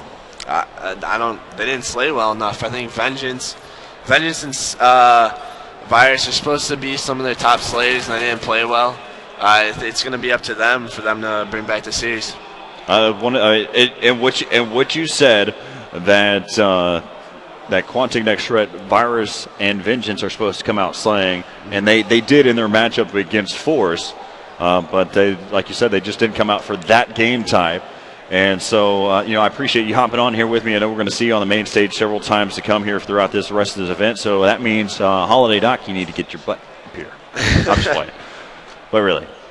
So thanks a lot, man. I appreciate you coming on here. Thank and we'll make this T-shirt. If Merc is down, lose the round. That's a nice little saying that we got going on here. But stick around. We'll be right back here with the second map. It's going to be Search and Destroy on Havana. As we'll be right back here on the Call of Duty Black Ops stream. Hello and welcome back to the Call of Duty Black Ops stream. I'm Corey Dunn alongside Holiday Doc. As you saw there just a moment ago, Merc trying to get double air time. He left here to go out there and even chimed in down there. So tried to make sure he covered all his bases. I'm going to make sure I do that as well. I'm going to go down there and say, hey, I'm here as well. You can't get away from this. How fast do you think you could run out there and run back and forth? I'd trip, so don't. Okay. We're not even going to try it. All right, maybe next time? Not going to happen. All right, so what do we got next up on the board? Well, coming up next is going to be on Search and Destroy on Havana, here with Envy in next threat. And so far, Envy was able to take the first matchup 3-0, and they just great control. Bob right there on the screen, as you can see, he did a great job. He was watching over there towards that back area on capture the flag. He was waiting, and then he got that perfect flag pull and made his move. So yeah. Well, I caught a little bit of it, but I definitely think we need some sound boost because I would love to hear the commentary out in the audience. I think it adds so much to the experience. Nexi, if you could go ahead and just make that happen, that'd be great. But Search and Destroy in Havana, we've seen, cookie cutter plays on this map time and time again, and somebody's got we're playing Search and Destroy in Havana. My apologies. This is still cookie cutter. Still cookie cutter. Straight go to B. Hold down B, first team to survive it wins. And the reason for that is because it's a risk reward factor. If you can get to B first, it's really easy to lock down. Having these headsets, the Astros, you can hear when the bomb gets picked up. You can be into a position to counter the bomb being picked up, and ultimately you win. But let's go jump right on board and get directly into the gameplay. We're going to start with Sensor as he's going to grab the bomb, and it looks like he's already listen, and I hear that he's got Marathon. He's got the shoes on. He's going straight at it. He's pushing up there towards that A-bomb site as Dito is going to be able to pick up that first frag here. As now again we're back over here with Sensor. Sensor just running there with that. He's definitely with these Astro A40s. You can hear that. I'm not very impressed on that play. He had the bomb. Why take it so far out of the way and put yourself in such an open position with the bomb down? You're learning, and I'm so proud. Papa Bear, teaching me how the ways of Search and Destroy. As right now it's going to be down to a 2 versus 3 here with Virus and Vengeance here for Quantic next threat, trying to even things back up against Dito and Stainville. As right now we're back over here on board here with Virus. As now again the bomb is down just on the outside right there. You can spot it there. You can see the indicator. 30 seconds left here in the round as Virus is making his move over here towards that A domination site. He was unable to get picked up there by the markers, so they won't know he's over there. Again, another one, but now they know the bomb's down over there towards that A side. Vengeance taking it down. Stainville is going to be left up to a 2-on-1. Dito's been able to pick up the first 2 kills of the game. Can he finish it off with an ace with 30 seconds left to play in the round? Not going to happen today. No. Wow, but look at but Vengeance, he says, I'll get the ace. Yep, thank you. Have a nice day. Really good play, but the start of this round didn't work out so well. He put on Marathon for a reason, and he didn't even utilize it. He could have booked it around, planted the bomb. They wouldn't even have had time to react. As we've seen that they were both caught off guard. They were in backside bus and through the hedge spawn. So both those spots, it'd be really difficult to catch him off guard. Ultimately, it worked out in the end, but different plays, it could have happened differently. This is not a well thought out idea, but what if somebody just sit there and utilized the Marathon and rushed up to be a complete distraction towards that A side? Just throw on the concrete shoes and make noise? Mm-hmm. Yeah, just jump in a circle. As right now we can go ahead and see it's already 1-0 here in favor of Quantic next threat. Bomb pushing over here towards this B bomb site, trying to be able to make his move. He's got the bomb. He's checking the corners, and I think that's a big thing that a lot of people miss out on. But he did test the waters, and Nade's shot is... I just noticed he's got his name as Nerd Shot. But That's been the case there from that first map as well. And Nate Shot able to take out Saints, as now the score's going to be all tied up in 1. As let's go ahead and take a look here again here with Nate Shot. yeah, he just kind of backed up and picked off the nice kill. Nice timing as he wrapped around. Saints was in the sight lines and pulled off the kill. As right now, as we look at it so far, again, Vengeance being able to pick up the ace off the start to be able to pick up that first round. As now we're going to go ahead and switch back over here. Sensor again doing the exact same thing as we saw before. He delays, waits it out. Now he's going to go ahead and start to be able to push in there. Spots one. You know what he did? He's doing the class switch. So he'd run before the time went out. Now got we're behind on the there. same page. Now oh wow, he's been able to pick up 2. He's able to drop 1 there with the frag grenade. That's a great call. We haven't seen much of that in this tournament. They're able to get that bomb planted there towards that A side. Dito back into Vengeance, as that's going to be down to a 2-on-3. Dito in Stainville here for Eon Envy, as right now Sensor is trying to be able to hold his own. Saints has gotten taken out there by Dito, down to a 2v2. He's going to go ahead and leave where that bomb's planted. Takes down Stainville. He's looking for the ace. He's going to try to be able to figure out where Dito is. Dito from the backside, now down to a 1v1. Virus and Dito, as Dito prones out, and he's going to utilize to see if he can see anybody cross, or see if Dito will cross here. I think he's third person peeking as well there, but he did the bomb get picked up, a little bit of a test, and he comes out on top, able to take out Dito in the last couple seconds there, and Dito was in a hard spot. He had to pick up the bomb or he had to get the kill, so when you're forced into that position, you're definitely at a disadvantage. As right there you can see Stainville is focused and more of one of the smartest players in Call of Duty Black Ops, as right now the score is 2-1 here in favor of Quantic next threat, and I'm happy you caught on to the fact that that's what they were using that marathon for. That's a great call. As right now, I have no faults about doing something like that. Yeah, it's a good play. It was mostly utilized in COD 4 and Modern Warfare 2, and that's where you saw almost all the teams use it. Now Black Ops, once or twice. We haven't seen it that many times. So it's interesting how the progression goes, and teams just maybe forgetting about that utility or just not needing it. Round. Wow. Defense seems to be working very well for Eon Envy, as Nerd Shots here, backside L. As right there you can see at the latter part of the round, you see Nate Shot able to pick up that last kill. All tied up at 2 now. As we've watched so far, Envy is leading this series, and it's really the going back to it, it's the offensive side that's being extremely strong so far. Yep. As right now we're on board here with Sensor. This time, instead of going over there towards the A bomb site, now he's heading over here towards the B bomb site, as he decides to go ahead and push up there, and he went ahead and gave away his position. As now they know one person is over here towards this B bomb site. Yeah, marked himself on the map. He does have some people behind him, but they were very slow to progress throughout the map here, so they're not going to be in a position to pick up the kill if Sensor does go down. Usually I don't know. Perfect placement by Stainville. He knew somebody was there. He just watched the bomb site. Just backed into the corner and just watched the bomb site. And one of the issues that I have with that moment right there was that he pushed up, and Sensor had the bomb, and he went in there by himself. And now they know exactly where that bomb's at. Yeah. And if this round doesn't go to Envy, they lost it on their own. Yeah, but Saints, doing a good job picking up that kill. The call-outs and the teamwork working efficiently. Communication, huge part of this. Virus now in a good spot here, tucked in the corner. Putting some markers in one, picking up the second. Eventually, Dito has to wrap up that kill. Saints is now left alone to defend this bomb plant, and it is a 2-on-1. The bomb's getting picked up here, and he doesn't see it. As he comes back around, and I mentioned if Envy lost that round, which was almost possible, I would have been frustrated. Yeah. You cannot, there's no way in a situation when you're down to a 3v2 and you know exactly where the bomb is at, you have to win that round. Yeah.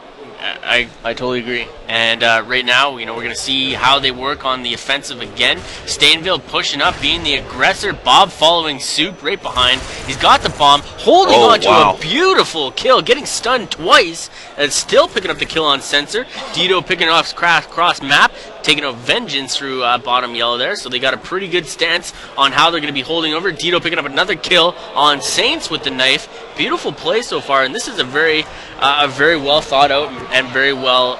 I don't know. I lost it. Plan, strategy, idea, execution. Perfect execution. As right there, you can see at the very end part right there, as Envy able to take that one 4-2. As right now, since you weren't here, Merck said that it was going to be 3-2, and Envy was going to take it. He thought it was close, eh? He thought it was going to be close. I thought it was going to be 3-1. What's with you and 3-1s? Well, I called the first two saying that they were going to be 3-0s. Okay. Well, if you want to debate that, I think you should hashtag us. Hit us up on Twitter, and maybe give me some insight into why Corey Dunn always seems to be right. You can hit us up at twitter.com/MLG, as well as chat with us on facebook.com/MLG Pro. And if you're into the StarCraft stuff, you're gonna definitely want to join us on the Reddit as well as TeamLiquid.net. So right now, Hastro's very happy with the overall. Well, and speaking of that as well, you can also make sure that you submit your own gameplay. That's the Last Longer presented by Stride, and you can get tips from MLG pros like a player like Hastro as well. But also make sure that, for the Twitter aspect of it, you mentioned for yours it's NB at Holiday or at NB Holiday Doc. There you go. Yep. And so we'll get that posted there for you. You can take a look there. You can write that down, jot it down. We got our Xperia play here, so we're checking Twitter quite often. And yours being Considerate Done, it'll be on the bottom of the screen, and you can hit Corey up as well, and we'll be listening in with our. I like this thing, hey? The thing is awesome. It's got some pretty cool features. Touch this button here. Hey, well, play some Minecraft on here. What we're going to go ahead and do is we're going to take some time in between these this break and play with our Sony Ericsson Xperia Play, and we'll be right back with Domination Firing Range with Envy and Next Threat. We're back with this matchup here with Envy going up against Quantic Next Threat. If you want to get in touch with us, make sure you send us a tweet at our Twitters, and we'll kind of keep up to date on your predictions, your questions, your comments, your concerns, how you feel, whether you like this beard or not that Holiday Doc's got going on, and all those other different types of things that are mentioned so far. We're getting lots of comments. Yeah, these guys are the best in the world. Oh, yeah. Holiday Doc's got the sexiest man beard ever. I can rival that, but I can't do it, though. There's some other obligations. Fine. Maybe one day. One day, one event. Providence.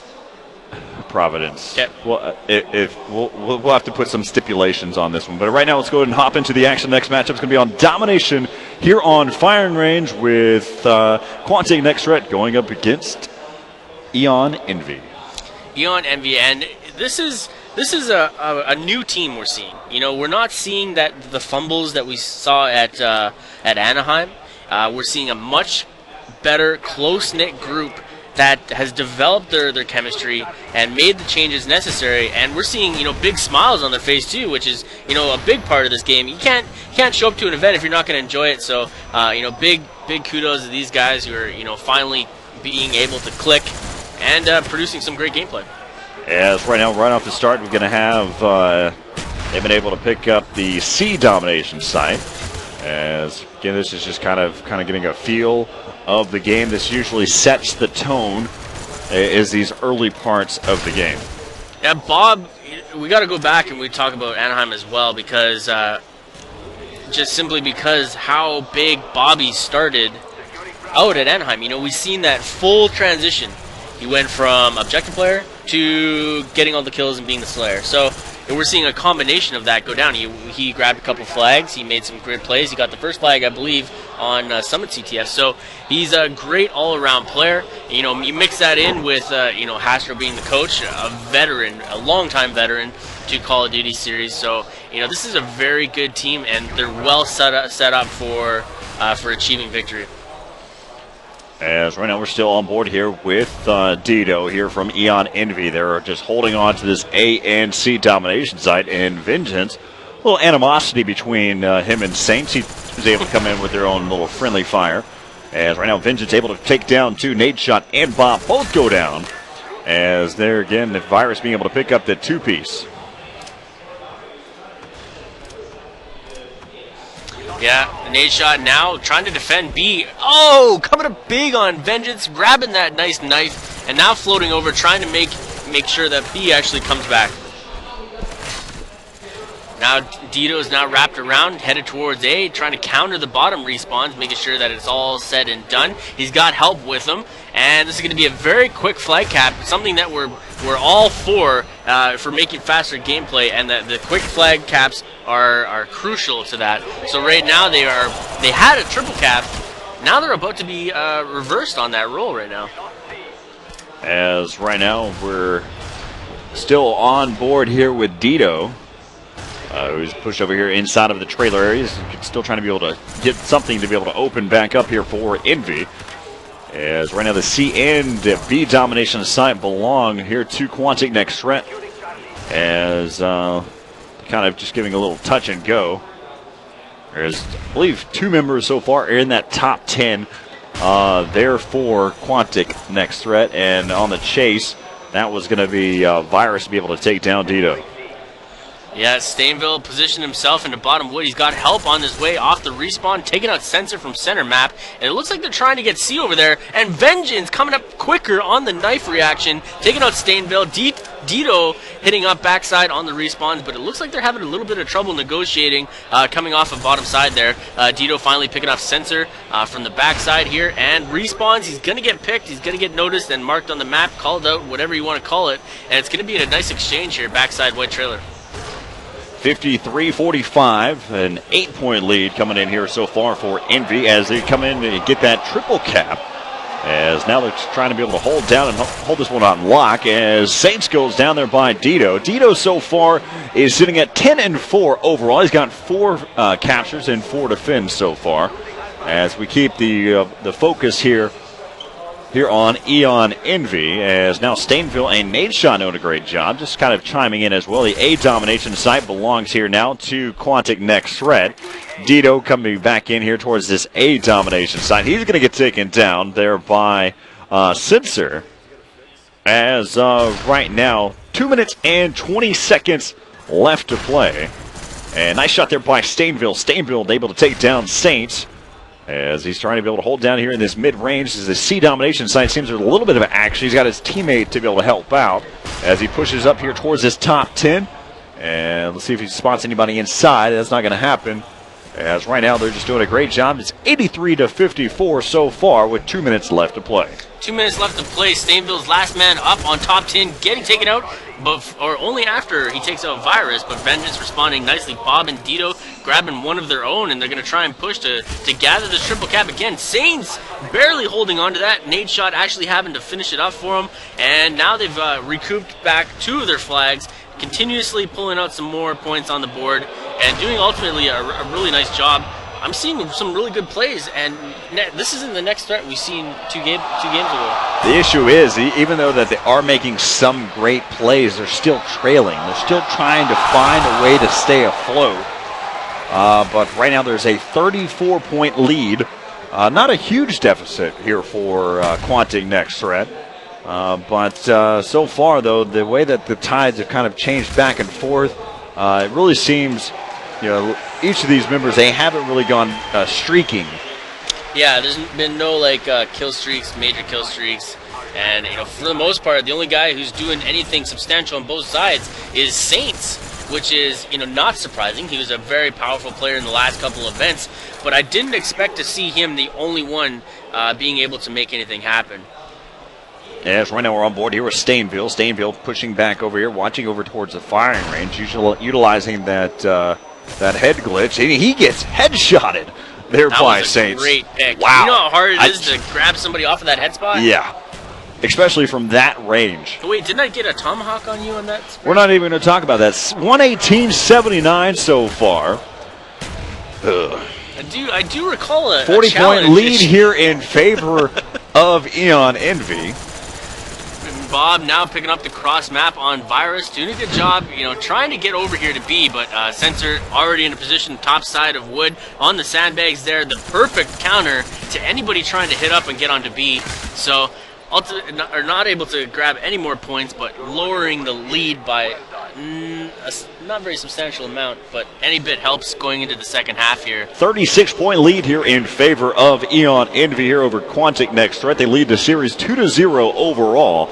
As we look at it and to see what's going to happen here for the second half of the Domination firing range, there really wasn't that much of a separation in the playing style there on firing range. And what we've seen so far, really there's not really that much of a difference in how things there. Exactly. It was just going a tick for tack back and forth throughout that whole first half.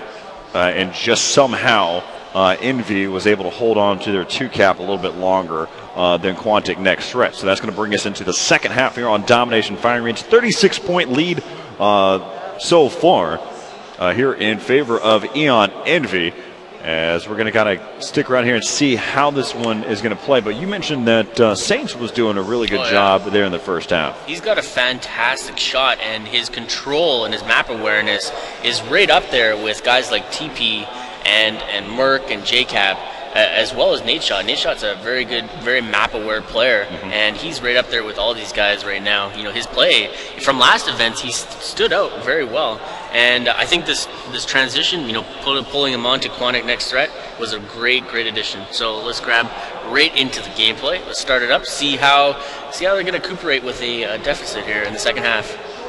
Those of you who have your MLG scoreboard packets, it's a 36-point lead.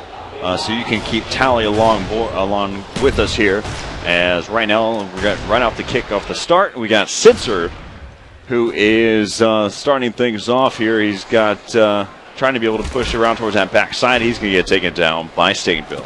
Yeah, the only problem is Eon Envy still has not picked up their home flag, and 3 go down on that side. So now it's going to be a race to B, see how many players they can get over there. Dito in a great spot, countering, almost grabbing a 3-piece. That would have been an epic play on his half, and the spawns have been forced down to bottom range.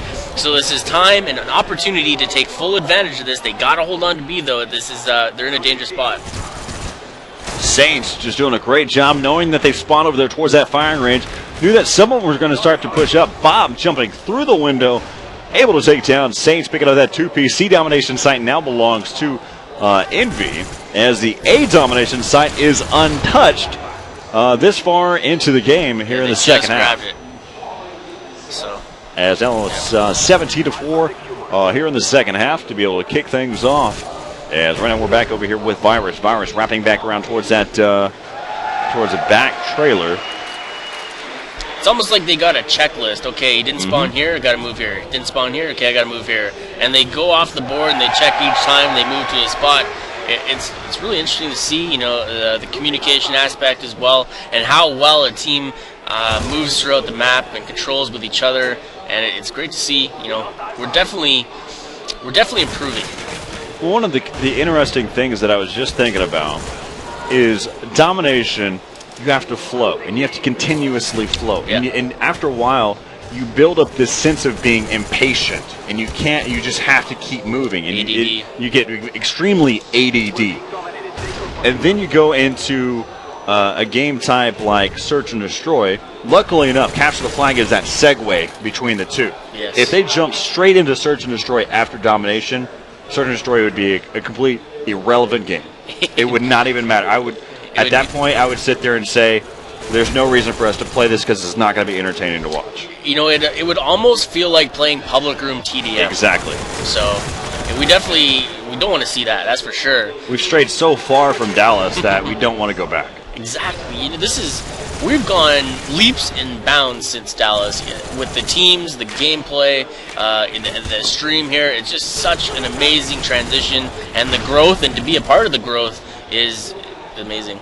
As well as a triple cap coming in here for Envy so far. Sensor pushing in.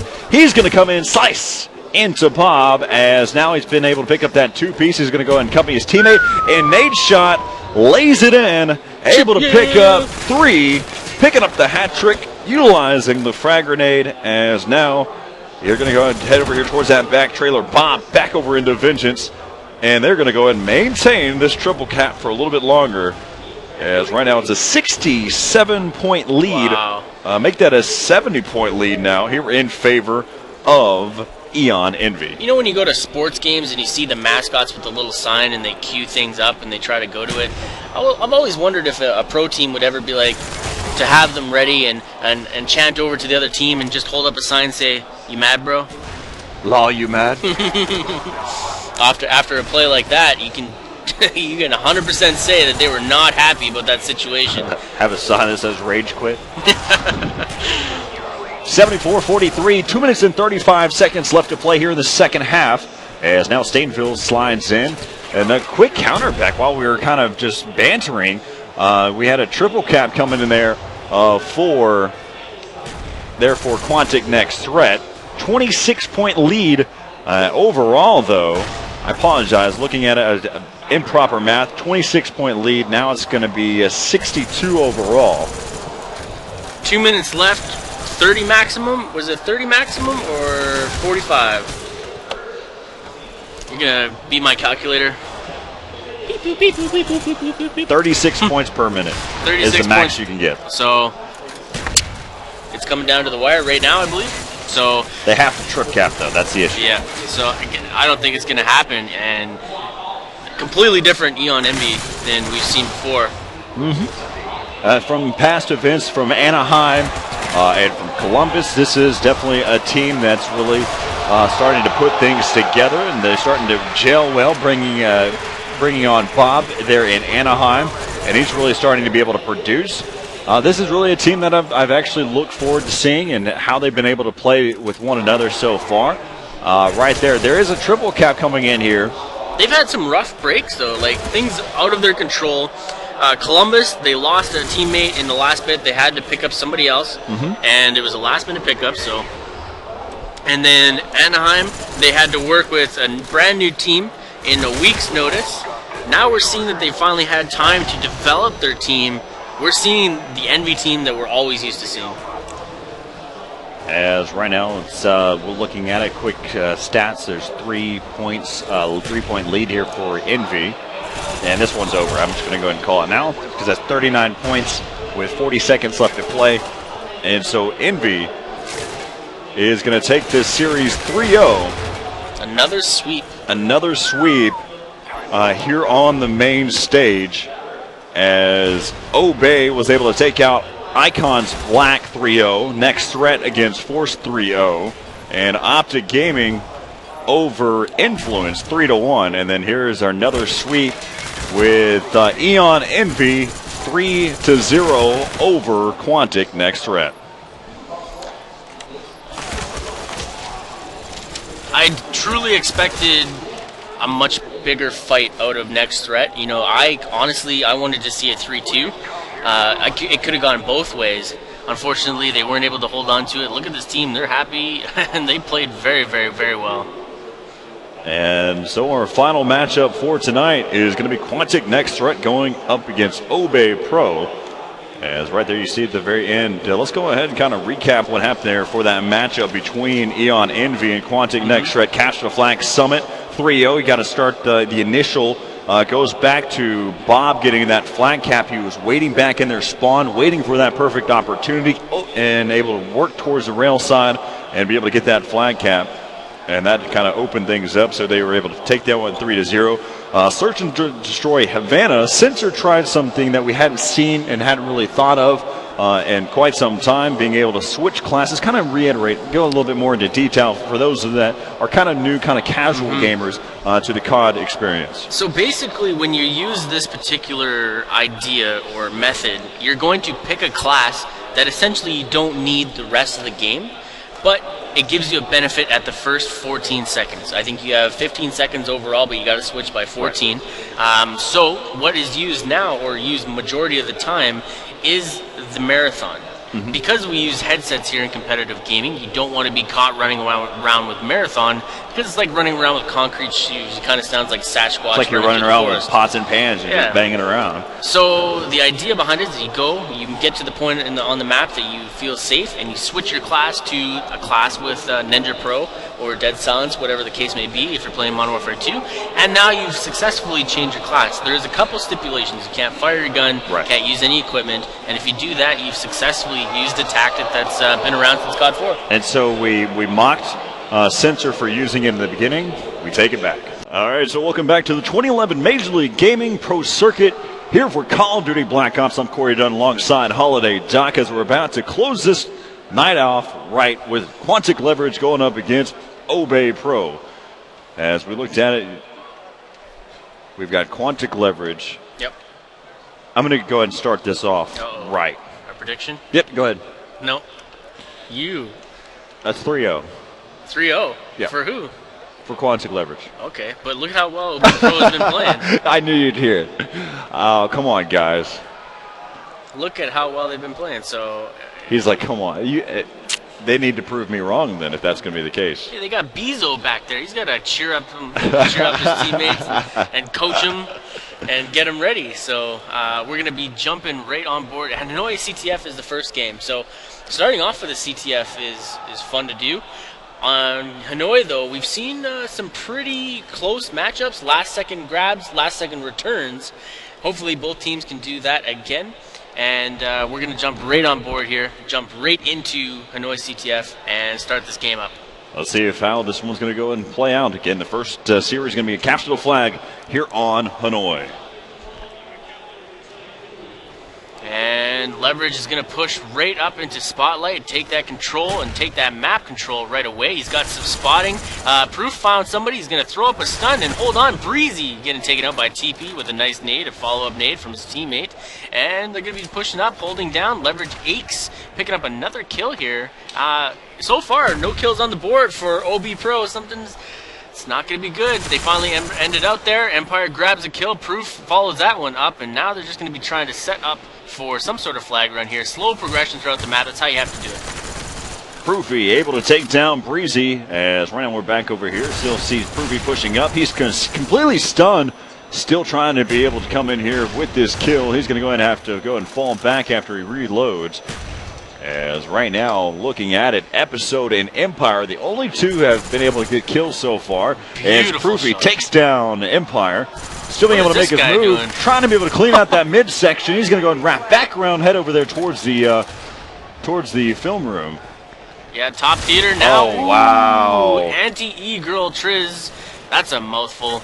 Is up in there just waiting for that flag to head back towards his direction, and luckily enough, it was timed very nicely, able to grab the kill, and now they've overextended themselves. Now they're going to be playing catch-up, trying to hunt down this flag, make sure it doesn't get capped here, and they're not in a very good spot. You know, top theater is going to be contested. You got to watch out for the spots, but it looks like that center map is covered, so it's going to be a last-second, last-ditch effort, and nice placement. The kill, didn't happen in time, but Proof grabbing two. Nice play, almost a third. Empire shutting him down right there.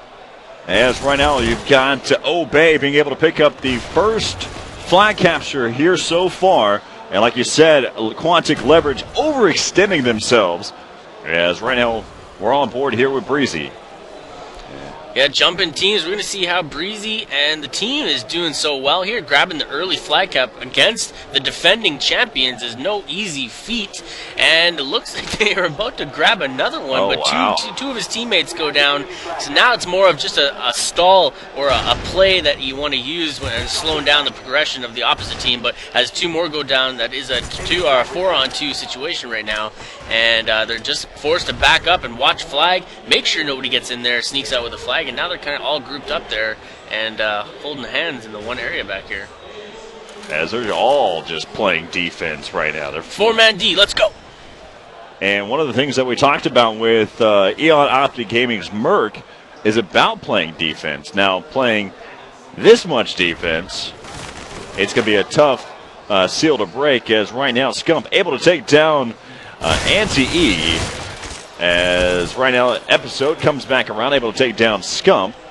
As they're just doing a great job, just kind of holding back and trying to get some picks here as we're getting back over here on board here with Episode. Kind of seems like they're content with this one flag lead. Episode now forced to exchange. He's over by Sinks, throwing some marks down range at the tree side or garden, and now just backing up, watching for spawns, just playing it very cautious and very passive at the same time. I don't know how well this is going to work out. As we've seen before, whenever you turtle on CTF, it never ends up in your favor. You can only sit put and wait on defense so long before the opposition takes full advantage of that. But that was a beautiful shot. Headshot from cross range, right in top light, and it was on Aches himself.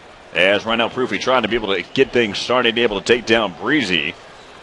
As Anti-E is able to take down 2. That's Triz. Episode now watching for spawns right here, and the thing is, the spawns only go through that direction, on the chase or on a fast push when they all start spawning top rails. So, essentially he was looking into a dead area, but nice pickup, turned around, maybe got a call out or something, but right at the right time. Proof answering that call, and Gallows now forcing himself around, trying to cut through Cargo, and Empire taking out TP there. Nice plays.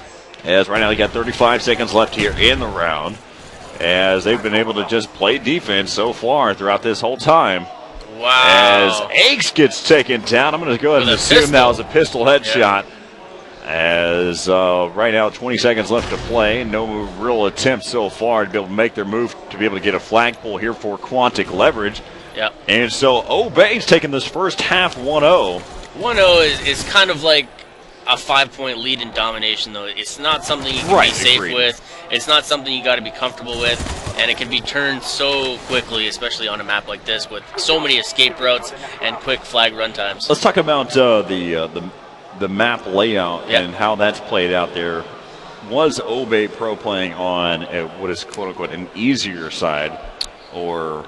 It's hard. It's really hard to say because some teams really like one side, other teams don't, and it's more a decision of team preference, more along or instead of that who has the better side. It can be argued that the side that Leverage is on now is the harder because of so many defensive spots for people to set up and play that D side, but on the same sense, it could be easier as well because it's quick exits like that. Look at Ace grabbing both good kills here, and when you have such a short area to sneak out and grab flag and run back, for me that seems to be the easier side to put points on the board on. See, I think right now Quantic Leverage is on their easier side now. Yeah. As right now Leverage able to take down or make that Aches able to pick up several, right there with under a minute they're able to even up this game. And so we're probably going to see a couple more coming into this. As right now, Proofy pushing over here. He's got his teammate. That was Scump who's going to get taken out there. He's going to answer back quickly. Long range as Anti-E. Probably just going to go ahead and call it Triz from here on out. Call her Triz? Call it Triz. So TP right there exchanging nicely. Both guys not able to hold on to the kill at the first exchange. Had to reload. Good thing TP pulls out the victor on that one. TP grabbing a nice kill here, defending the left side, the A route. And this is kind of a test the zone area. When you have the opposition floating up to this side, you got to worry about the spawn trap. What they'll do is they'll apply pressure on A and force you to exit through the gravel side or through top theater where the opposition will be sitting in wait. And that's kind of where you get thrown into the choke points and thrown into a spawn trap. As right now TP starting to be able to push up here. Spots one, able to take down Triz. As now just trying to be able to make the move. Gets spotted there inside of mid. Breezy going to be able to take him down. We're all tied up at 1 right now. Yeah, 1-1, both teams. And the negotiation coming from Leverage is a bit more difficult in the first half. They're controlling their spots a lot better. But like you said, I'm going to kind of agree with you. I think this might be a little bit easier of a side. The exit strategies for grabbing the flag are much easier. You're not going to get caught off guard, and I think the spawns are also easier to control. You're kind of more aware and more ready to deal with them, and there's not that many opportunities. As well as, the top side, the bus, the gravel, the medic area is really easy to control and throw them into that choke point. As right now, we're going to go ahead and take a look here. Proofy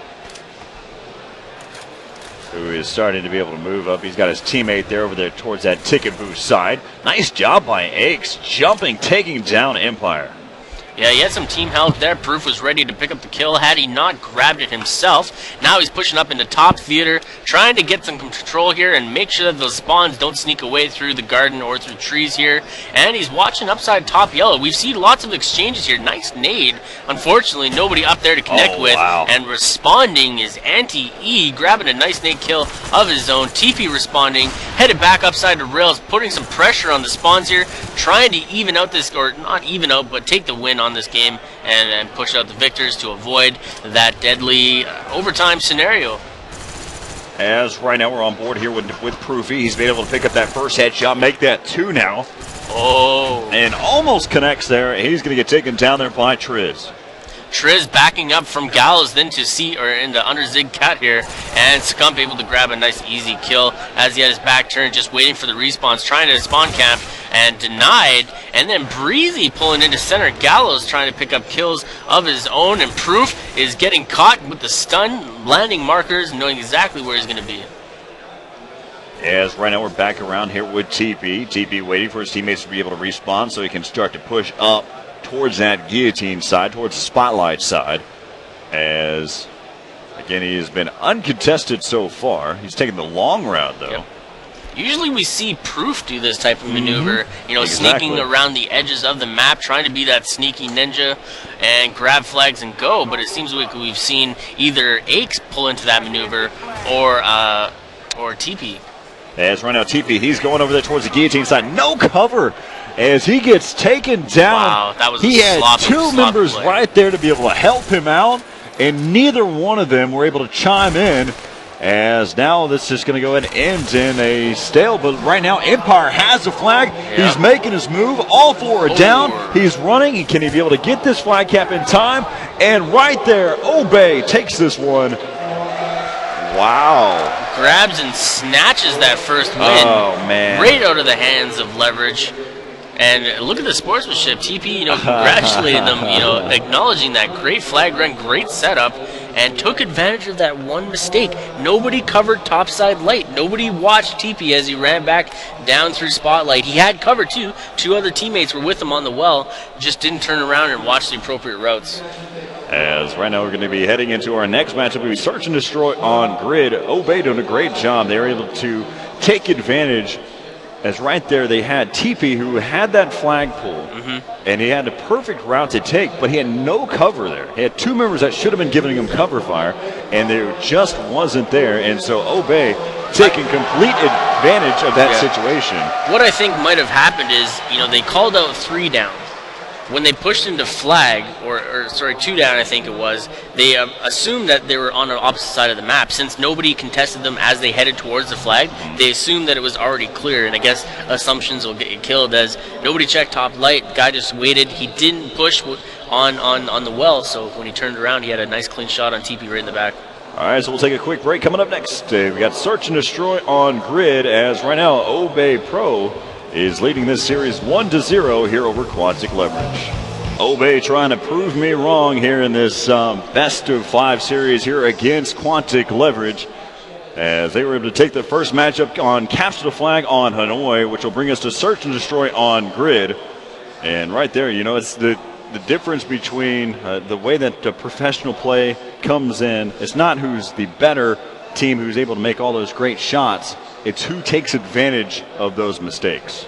And it was such a slight mistake. I don't even know if I want to call it a mistake, because it was just one of those moments, like it was a W2F moment, right? Like, where did this guy come from? Where was he hiding? And he shot me in the back. But this is the one comment that I'm going to make to you. You mentioned the fact that there's a possibility they could have spawned on the other side. Then what were they doing clumped up in general? They were holding hands, man. That's how teams do it. Well, then there you go. You answered my question right there. They were just dilly-dallying there in that light room, and they should have been giving some cover fire. But hey, Obey doing a great job being able to pick them off. So let's go ahead and see what happens in this second of this best of 5 series here with Search and Destroy on grid. Search and Destroy on grid. I expect to see shotgun action at this point, and it'd be interesting to see if we're gonna look and catch those equipment swaps. the 14-second, let's book it somewhere with the concrete shoes and switch out to a class I know is going to benefit me later. As right now we're starting off here with Triz.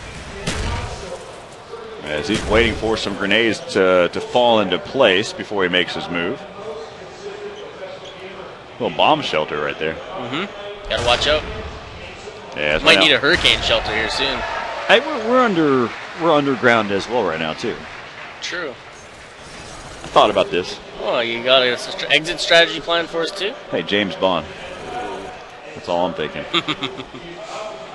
Looks like not a lot of action going down so far. Very slow progression. Nice. I like to see the slow progression, though. Lets me know that the team's actually thinking out their strategy and their routes before they put it into action. And Obey definitely wants to be the team to take leverage out here early on. Bomb carrier's going through that awning. As right now you can see Triz is moving up. That was Empire, who was a bomb carrier here. He went in by himself, and TP was able to take him out. Aches on the flank, able to take down Triz. As Episode is chasing, and Aches comes back in. Got turned on, bro. Takes him down. As let's go ahead and take another look here. Falls back, notices that he's getting spammed, jumps back out, and jumping and takes him down. As Aches picks up the first round here. Here for Quantic Leverage. That was epic. As far as kill cams go, we need Optic Hex here. Big Optic Hex, top 5 kill cams of the week. As right now we're on board here with TP. TP starting to be able to make his move. As again, nice little start off there for Aches, being able to get that spawn nade off. Grab an Episode. I'm sure Episode's not happy with his plays so far. 0-2. Wants to be putting numbers on the board. Show his team that he is right there with them, wanting this just as bad. Leverage. Man, they're such a good team, though, holding everything down. That last play was beautiful, but I'm liking how they're playing Search, It's different. I have not seen them play Search like this, though. No, usually it's I'm going to get there, I don't care who's in the way type of mentality, but this time we're seeing some very methodical progression throughout the map. As right now they've been able to get the bomb down inside of that B-bomb site, and TP wrapping back around. Breezy able to shut down Proofy. As right now you can see you got one member that's Scump, who's watching that staircase and pushing in. Scump now pushing back around. He's going to have to be able to come in. He slices, able to take that one, goes prone, and almost pops back out. Almost had and be able to get another kill there, but Triz is going to be able to shut him down as now we're all tied up at 1. Here with Obey and Quantic Leverage. Yeah, that was a tough break, but the start of that was so very nicely set up. He had 2 members clear the area first. TP moved in, planted the bomb, and what we've seen so far is the bomb carrier just blazes in full force first, and usually leaves the bomb hopelessly lost and hard to get to. As right now, we're on board here with Episode. You made a comment that he needs to chime in to show that he's worthwhile, as he's just kind of setting up, watching over there towards that awning side. His teammates over there inside of that A building over, as he's just taking his time to move up towards bathroom.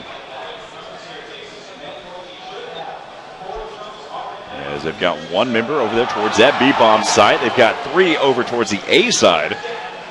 Just taking their time, making sure they can be able to get a pick here. As now they can be able to continue to be able to push up here. Yeah, nobody's kind of showing their spots or anything. They're kind of just being in hiding or trapdoor spider-esque. Oh, wow. Episode going straight up middle, finding Scump as he was trying to go prone. As now he's got 25 seconds left to be able to play here in the round. A-bomb site. It looks like it's going to be this place to be, as they're going to go ahead and try to be able to get that bomb planted. As Episode left his side open, he saw him come down the stairs, or we saw him come down the stairs. As now, here comes Empire, able to take down Aches, carrying that over, trying to connect long range. As now it's going to be down to a 2-on-2, TP and Proof. You got a battle going on both sides, and Empire's going to get taken down there by Proofy. Breezy watching from the top ground over there towards that top bathroom. Be on the lookout for a wraparound as pushing in. Breezy playing extremely aggressive. Now going to be down to a 1v1. Watch out for that Jeep as that round's going to go. That was a good play. There to Quantic Leverage picking it up 2-1. Great job as they were able to delay them out, making sure they couldn't get that bomb planted, and Quantic Leverage picks up the round. They moved in so nicely after seeing that bomb get planted. You know, mind you, there was a lucky break. The one guy did turn his back for just that second, leaving that one side completely open, but they monopolized or capitalized on it very nicely. I've got a huge grin on my face because this is how Search and Destroy should be played. Yeah, with a mouse and keyboard too? I won't go that far. We may talk about that later. Fine. As right now TP pushing in, he's going to get spotted, almost taken down and headshotted, I believe, through the bomb box. Yep. And is able to take him out, as now it's going to be left up to Proofy right there inside of that bomb site. He's got his teammate trying to be able to wrap back around as well. He's down to a 2-on-1. Empire, he's the LMS, as he's down there in that bottom basement. He's going to go and start to be able to push up here. As he looks like Proofy gets taken down. Now it's going to be down to a 1-on-1. Scump pushed out. 25 seconds left here in the round. As he's going to continue to be able to wrap back around. As you've got Empire, who's up in the office. Scump checking all the nooks and crannies, but not the correct areas. As he's still trying to be able to push in here. 12 seconds left here in the round. He's going to go ahead and go for the plant. Fakes it out. He's going to draw him in. He's got to be able to go for him, and he won't have enough time to be able to get the plant. Pushing back around. He's going to try to be able to get him at the right time. This round's going to go to Empire. Man. Great job. This is exactly what I wanted to see out of Search and Destroy. It's not about getting those kills. It's about mind blanking your opponent. That's a shirt. I'm going with Beep. that. Mind blanking. Mind blanking. You guys got blank, bro. Mind Good blanking. stuff. Like, that was very well done. It came down to a fraction. If he had like half a second more, he could have planted the bomb after he took off and just tried to wait out the clock there. But, you know, he almost choked on that initial kill. Scump turned around with very close. I'm not sure why he pulled out his pistol, though. I agree with that. But I will say this is the way that they're playing right now is exactly what I love about Search and Destroy. As right now we're back on board here with Breezy. Eggs got taken out as well as Proofy earlier in the round. As now they'll try to be able to cover over here towards that B-bomb site, starting to be able to make their move. And be on the lookout for the flank. That was TP. He got taken down. Just great teamwork by Obey. And it looks like he's coming up just in the nick of time. Ooh, and Now sneaking 1v2. out with his life. As right now he's stuck in a spot. I don't see him getting out of this one. No, that's not happening. That was a tough corner to be in, you know, regardless of if he had the jump or not. You're in such close quarter, you just come around the corner hip firing, you're going to get that kill. I knew exactly where he was at. There's just no way. Yep. So 3-2 now is the score here in favor of Obey. I'm going to go ahead and call myself out on this one. I made the prediction saying that Quantic Leverage was going to take it 3-0, and I really would enjoy being proven wrong. Really? Let's go ahead and take a look. We're going to change things up. We've been focusing on the offensive side so much on Search and Destroy. Let's take a look. We're going to be on the defensive side. We'll kind of give you updates of what's going on here for Leverage on the offensive side, but we'll take a look here and see what's going to happen here so far. As right now they're going to go ahead and try to be able to push in there. Scump able to take down Triz. Bomb is heading over there right in front of you, and that was TP. He's able to take down Episode. Now it's going to be down to a 2-on-3 here with Empire and Breezy. Bomb has made his move. That's TP inside of that B bomb site. He's going to go ahead and try to be able to get that bomb planted. Empire, perfect grenade, as he just didn't cook it long enough. He was able to get away from it, as now it's going to be left up to Empire down to this 1-on-3, pushing back around. As that glass is not broken, it's not going to be a good way to go in.